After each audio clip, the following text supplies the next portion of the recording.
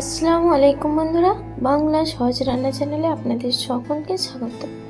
আজকে আমি আবারও একটা নেক্সট এপিসোড নিয়ে আপনাদের কাছে হাজির হয়েছি। আমি আজকে গরুর মাংসের বিরিয়ানি আপনাদেরকে তৈরি করে দেখাবো। তো সবার প্রথমে আমার চ্যানেলে যারা নতুন এসেছেন বা নতুন দেখছেন, যারা এখনও সাবস্ক্রাইব করেননি, তারা অবশ্যই আমার ভিডিওটা প্রথম থেকে শেষ পর্যন্ত দেখবেন এবং সাবস্ক্রাইব করবেন এবং পাশে থাকা বেল আইকনটি প্রেস করে দেবেন, যাতে আমার ভিডিও সবার আগে আপনাদের কাছে পৌঁছে যায়। তো বন্ধুরা, এরকম ঝরঝরে বিরিয়ানি কার না পছন্দ, ছোট বড় সকলেরই খুব পছন্দ এই বিরিয়ানিটা। তো বন্ধুরা, আমি খুব কম সময়ে সহজভাবে আপনাদেরকে তৈরি করে দেখাবো। আপনারা দেখতেই পাচ্ছেন সুন্দর নরমভাবে সেদ্ধ হয়ে গেছে, কালারটা খুব সুন্দর হয়েছে। আপনাদের দেখেই জিভে জল চলে আসার মতো এই রেসিপিটা আমি আপনাদেরকে তৈরি করে দেখালাম। তো বন্ধুরা, সবার আগে আমি এখানে একটা আলুকে অর্ধেক করে 2 টুকরো করে কেটে নিয়েছি। তো আপনারা দেখতে পাচ্ছেন আমি ধুয়ে পরিষ্কার করে নিয়েছি। নিয়ে হাঁড়ির মধ্যে আমি পরিমাণ মতন পানি অ্যাড করে নিচ্ছি সেদ্ধ করার জন্য। তো বন্ধুরা, পানিটা দেওয়ার পরে আমি এর মধ্যে লবণ আর কালার হওয়ার জন্য জাফরান দিয়ে দেবো। তো বন্ধুরা, আমি এখানে স্বাদ মতো লবণ নিয়ে নিচ্ছি, আর কালার হওয়ার জন্য আমি অল্প একটু জাফরান নিয়ে নিয়েছি। এখানে নিয়ে ভালো করে নাড়াচাড়া করে আমি ভালোভাবে সেদ্ধ করে নেবো আলুটাকে।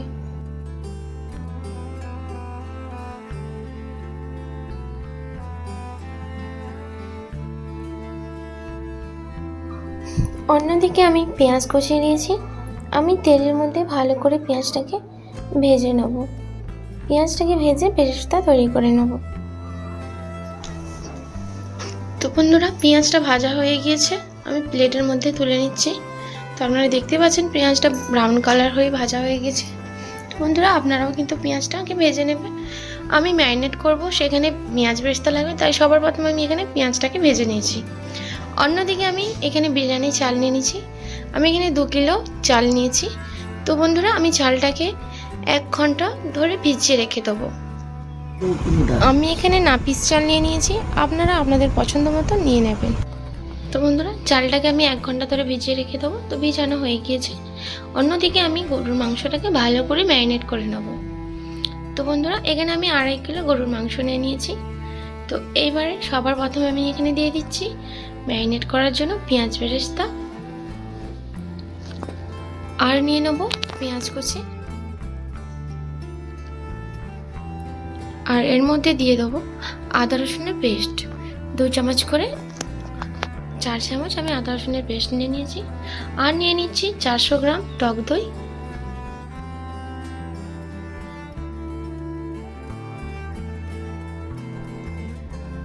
টক দইটা দেওয়া হয়ে গেছে। এবার আমি এর মধ্যে দিয়ে দেবো কাঁচা লঙ্কা চেরা, আর নিয়ে নিচ্ছি তেজপাতা, আর কিছুটা জয়ত্রী নিয়ে নিয়েছি, লবঙ্গ, এলাচ, আর নিয়ে নিচ্ছি দারুচিনি আর জায়ফল। অর্ধেকটা জায়ফলকে আমি একটু ঠুকে একটু গুঁড়ো করে এর মধ্যে দিয়ে দিচ্ছি। আর নিয়ে নেব স্বাদ মতো লবণ, 2 চামচ পরিমাণ হলুদ গুঁড়ো। বাট যেহেতু এখানে কাঁচা মাংস নিয়েছি, সেই জন্য আমি এখানে একটু হলুদটা বেশি নিয়েছি। আর নিয়ে নেব 2 চামচ লঙ্কা গুঁড়ো, আর বাড়ির তৈরি ধনে ও জিরে গুঁড়ো 2 চামচের মতো। আর নিয়ে নেব সরিষার তেল। সমস্ত মশলা দেওয়ার পর আমি ভালো করে নাড়াচাড়া করে ম্যারিনেট করে নেব। তো বন্ধুরা, সবার শেষে আমি এখানে দিয়ে দিচ্ছি অল্প একটু বিরিয়ানির মশলা। তো সব মশলা দেওয়ার পরে আমি ভালোভাবে ম্যারিনেট করে নেব। সমস্ত মশলাটাকে ভালো করে মাংসের সাথে মাখিয়ে নেব।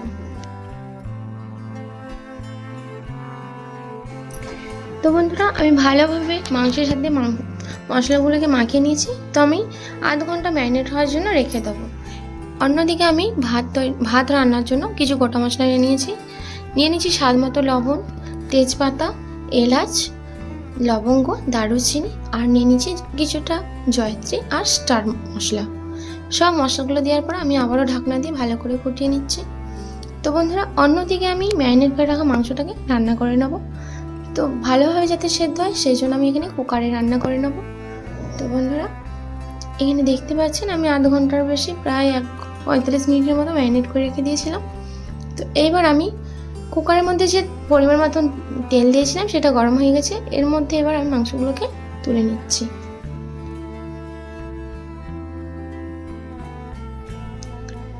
তো বন্ধুরা এখানে আমি মাংসটা বলেইছিলাম যে আমি 2.5 কেজির মতো নিয়েছি। তো এখানে আমি হাড়ে মাংস নিয়েছি, সব রকমই আমি পাইল করে নিয়েছি।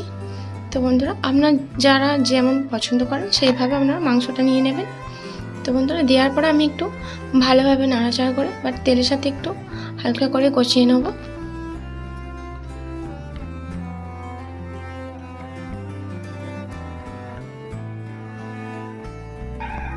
তো আমি হালকা করে তেলের সাথে নাড়াচাড়া করে কষিয়ে নিয়েছি। আর যেই পাত্রে আমি ম্যারিনেট করেছিলাম সেটাকে ধুয়ে একটু পানি অ্যাড করে নিচ্ছি এর মধ্যে। তো একটু নাড়াচাড়া করে আমি ঢাকনা এঁটে রেখে দেবো। তো রেখে আমি 3 থেকে 4টে সিটি মেরে নেব। মাংসের মধ্যে কিন্তু বেশি পানি অ্যাড করা যাবে না, কারণ মাংস থেকে পানি বের হবে, তাই আমি কম করেই পানি দিলাম। এদিকে মাংসটা 3 থেকে 4টে সিটি পর্যন্ত আমি অপেক্ষা করব। আর অন্যদিকে আমি আলুটা আমার সেদ্ধ হয়ে গেছে, আমি একটা জায়গার মধ্যে ছেঁকে নিয়েছি। তো বন্ধুরা আলুটা ছাঁকা হয়ে গেছে। এবার আমি একটা গ্যাসের মধ্যে ওভেন বসিয়ে আমি তেল দিয়ে দিচ্ছি। তেলটা গরম হয়ে গেছে। একটা একটা করে আলু দিয়ে আমি ভালো করে লাল করে ভেজে নেব।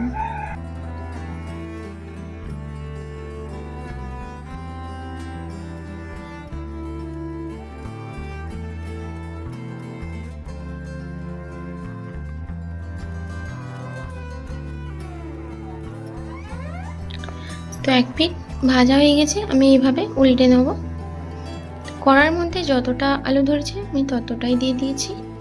দেওয়ার পরে আমি এক পিঠ লাল হয়ে গেছে, এবার আমি উল্টে নিচ্ছি। উল্টে পাল্টে ভালো করে লাল করে ভেজে নেব।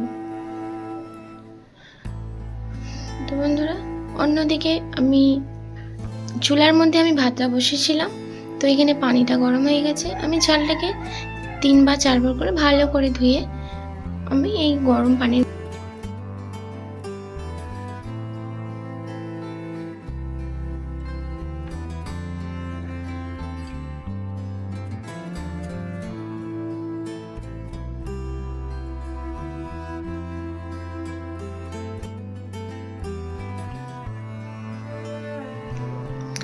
সব চালটা দেওয়া হয়ে গেছে। আমি একটু খুন্তি দিয়ে নাড়াচাড়া করে আমি আবারও ঢাকনা দিয়ে ফুটিয়ে নেব। তো বন্ধুরা আলুটা লাল লাল করে ভাজা হয়ে গেছে। এইবার আমি আলুটাকে টেস্ট হওয়ার জন্য একটু বাগার দিয়ে দেবো। তো কেমনভাবে সেটা দেখিয়ে দিচ্ছি আপনাদেরকে। অল্প একটু পেঁয়াজ কুচি আর একটু আদা রসুন বাটা দিয়েছি, দিয়ে আমি একটু লাল করে নাড়াচাড়া করে ভেজে নেব। তো বন্ধুরা এটা কিন্তু আমি নিজের থেকে দিলাম, তো যাতে আলুর টেস্টটা ভালো হয় সেজন্য। তো বন্ধুরা অবশ্যই আপনারা এরকমভাবে আলুটাকে ভেজে তৈরি করে দেখবেন, আশা করছি আপনাদের খুবই ভালো লাগবে। তো বন্ধুরা ভাজা হয়ে গেছে, আমি একটা জায়গার মধ্যে আলুগুলোকে তুলে নিচ্ছি।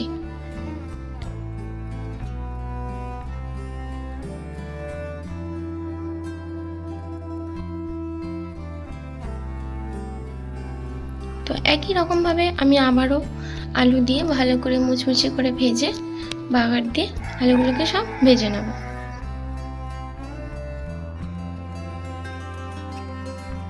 তো আপনারা দেখতেই পাচ্ছেন আমি সব আলুগুলোকে একই রকমভাবে ভেজে নিয়েছি।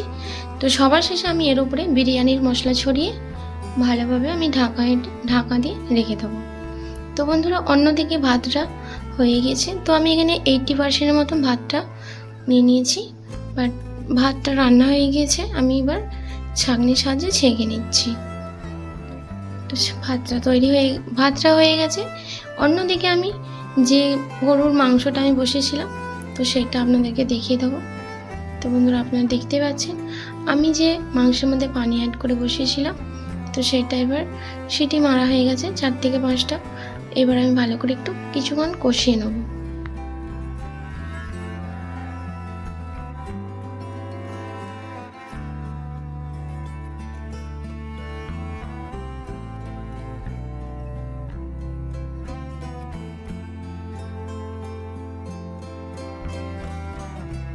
তো এইবার আমি এর মধ্যে দিয়ে দেবো বিরিয়ানির মশলা গুঁড়ো।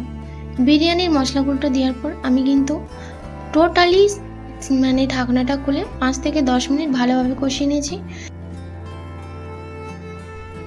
তো বিরিয়ানি মশলাটা দেওয়ার পরে আমি একটু ভালো করে নাড়াচাড়া করে আবারও ঢাকনা এঁটে সিটি মেরে নেব। তো বন্ধুরা আমি 4টে সিটি মেরেছিলাম। তো ভালোভাবে মশলাটাকে কষিয়ে নিয়েছি। এইবার আমি ঢাকনা এঁটে আবারও আমি 3 থেকে 4টে আবারও সিটি মেরে নেব। তো বন্ধুরা 3-4টে সিটি হয়ে গেছে, আমি ঢাকনাটা উঠিয়ে নিচ্ছি। তো বন্ধুরা দেখতে পাচ্ছেন মাংসের থেকে সুন্দর তেলও ছেড়ে গিয়েছে, আর কালারটা খুব সুন্দর হয়ে গেছে, আর গ্রেভিটা অনেকটাই গাঢ় হয়ে গেছে।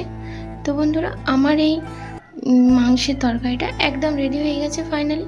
সবার শেষে আমি এর মধ্যে দিয়ে দিচ্ছি পেঁয়াজ বেরেস্তা। পেঁয়াজ বেরেস্তাটা দেওয়ার পর আমি এবার নামিয়ে নেব।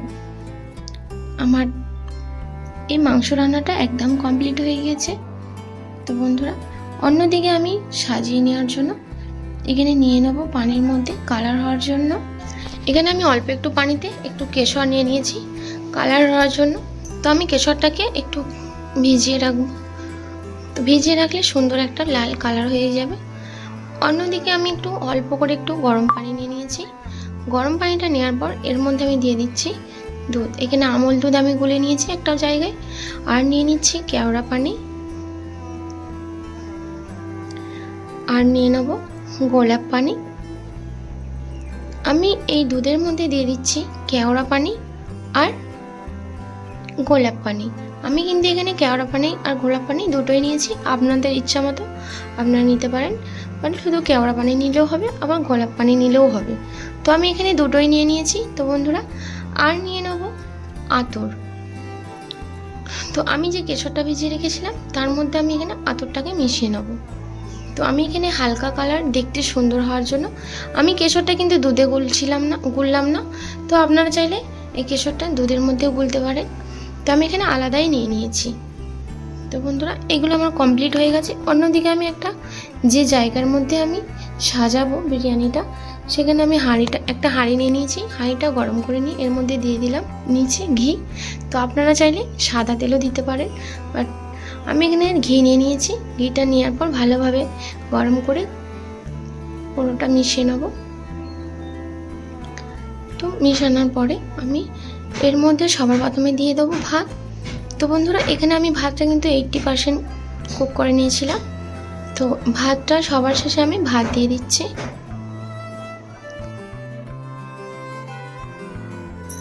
ভাত দেওয়া হয়ে গেছে। এইবার আমি দিয়ে দেবো মাংস রান্নাটা। তো মাংসের মধ্যে যেহেতু গ্রেভি আছে তাই আমি ভাতের ওপরে কিছু দিলাম না, আগে আমি মাংসটাই দিয়ে দিলাম। মাংসটা দেওয়ার পরে আমি ভালোভাবে 4 সাইডে ছাড়িয়ে নেব। মাংসটা দেওয়ার পর আমি এর উপরে দিয়ে দেবো ভেজে রাখা আলু।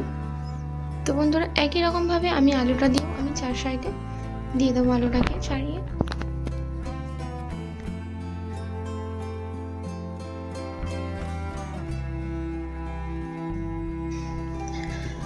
তো আলুটাকে আমি সব দিকে ছাড়িয়ে দিয়েছি।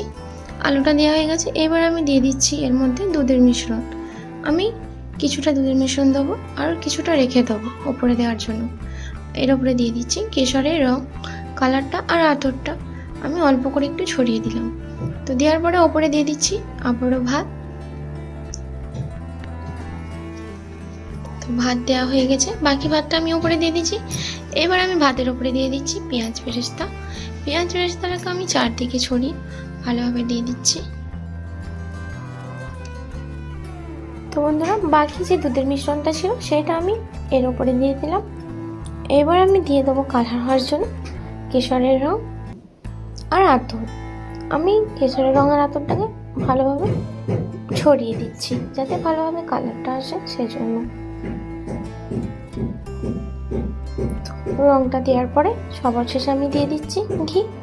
তো বন্ধুরা অবশ্যই কিন্তু ঘিটা দিতে হবে, না হলে কিন্তু বিরিয়ানি ভালো জমবেই না। তো সেই জন্য আমি নিচেও ঘি দিয়েছি আর ওপরেও দিয়েছি যাতে সুন্দর একটা গন্ধ ফ্লেভার আসে আর খেতেও খুব মজা বা টেস্টি হয়। তো বন্ধুরা দেওয়ার পরে এখানে আমি আটা গুলে নিচ্ছি একটা পাত্রের মধ্যে। তো আটার পেস্টটা কিন্তু আমি খুব পাতলাও করব না আর খুব মোটাও করব না, মিডিয়াম মতো করে নেব।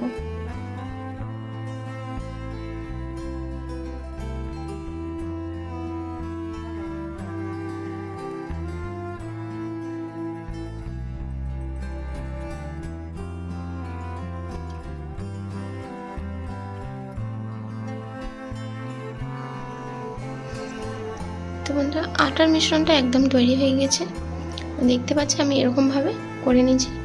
এবার আমি হাঁড়ির পাড়ে এইভাবে আমি লাগিয়ে দেবো, পুরোটাই আমি লাগিয়ে দেবো। লাগানো হয়ে গেলে আমি ভালোভাবে ঢাকনা এঁটে দেবো, যাতে ভেতরের ভাপটা বাড়ে না বাড়িয়ে যায়।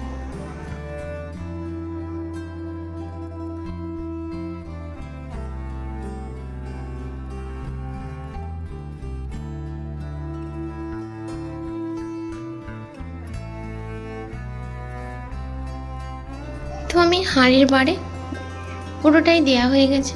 এবার আমি ঢাকনাটাকে ভালোভাবে এর উপরে এঁটে দেবো, যাতে ভেতরের ভাপটা বাইরে বাড়িয়ে না যায়। তো বন্ধুরা আটা হয়ে গিয়েছে। এবার আমি কিছুক্ষণ গরম আগুনে বাট একটু হালকা করে একটু জাল দিয়ে নেব। তো বন্ধুরা আমি কিছুক্ষণ রাখার পর আপনারা দেখতে পাচ্ছেন ওপরে ভাপটা উঠে এসেছে, খুব সুন্দর একটা কালারও হয়েছে, সুন্দর ফ্লেভারও হয়েছে। তো বন্ধুরা আপনারা দেখতে পাচ্ছেন। তো আমি এখানে পরিবেশন করছি একটা প্লেটের মধ্যে। আমি যে প্লেটের মধ্যে আপনাদেরকে পরিবেশন করে দেখাচ্ছি, আশা করছি আপনাদের বুঝতে কোনো অসুবিধা হচ্ছে না। তো বন্ধুরা আপনারা দেখতে পাচ্ছেন আমি এই বিরিয়ানিটা কতটা ঝরঝরেভাবে সুন্দরভাবে তৈরি করেছি, সেটা আপনারা বুঝতেই পারছেন। তো বন্ধুরা আমি এখানে আলুটাও খুব সুন্দর ভালোভাবে নরম করে সেদ্ধ করে নিয়েছি, আর মাংসটাও কিন্তু খুব ভালোভাবে সেদ্ধ হয়ে গেছে, যেহেতু আমি কুকারে রান্না করে নিয়েছি। তো বন্ধুরা হঠাৎ করে যদি বাড়িতে অতিথি চলে আসে, মাংস থাকলে আবার চিন্তার কি, অবশ্যই ঝটপট কম সময়ে এই বিরিয়ানি আপনারা তৈরি করে নেবেন, দেখবেন ভালো লাগবে। তো বন্ধুরা আমি এই রেসিপিটা খুব সহজভাবে আপনাদেরকে তৈরি করে দেখেছি, আপনাদের কেমন লেগেছে অবশ্যই আমাকে কমেন্ট করে জানাবেন। আর আমার চ্যানেলটিকে সাবস্ক্রাইব করে দেবেন, পাশে থাকা বেল আইকনটি প্রেস করে দেবেন। ভালো থাকবেন, সুস্থ থাকবেন, ধন্যবাদ।